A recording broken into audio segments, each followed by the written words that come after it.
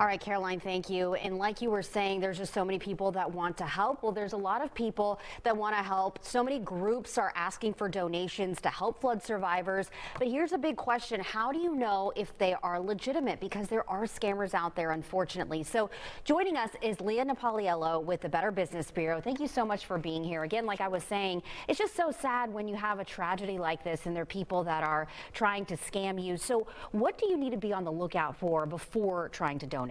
One thing to watch out for are the imposter or fake charities that are circulating during this time. So whenever these tragedies hit, unfortunately, scammers will take the names of well-known charities and they'll piggyback off of them. They'll send emails, text messages, or social media messages pretending to be associated with a well-known charity. So you have to really check and double check those types of things that you're seeing online to make sure you're going to the right web page to ensure you're getting the right charity when you do donate. And definitely the ones that we tell you about are thoroughly vetted.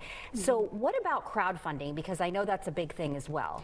Yeah, so we recommend if you know the person that has created this crowdfunding page, then you can give. But if it's a stranger, it can be very hard to vet whether that page is legitimate or not. We see so many instances of people, scammers creating, stealing photos from the victims and then pretending like they're associated in some way. So if you don't know who created that particular crowdfunding page, then don't give. But if you do know the family or friend who has created that page, then go ahead and do so. And with AI, it's just technology in general, it's so easy to recreate something that is so realistic. So I'm sure you've heard of people who have tried to donate, but then come to you all saying, we thought it was legitimate. Right, it's so easy to fake nowadays with AI. That's why it's important to take a moment and pause and check out the charity first.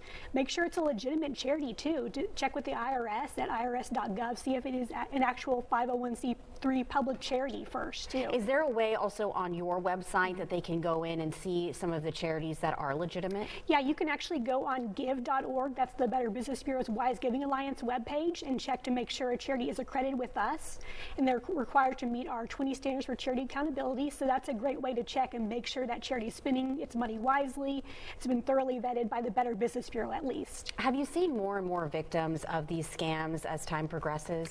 Yeah, unfortunately we do, especially online scams. It's so easy on social media for someone just to create a post that makes it seem like they're associated with a charity when they really are not. So it's just getting more and more difficult to tell the difference between what's real and what isn't. Definitely. All right, Leah, thank you so much for being here. Sure. We'll be right back. Thank you.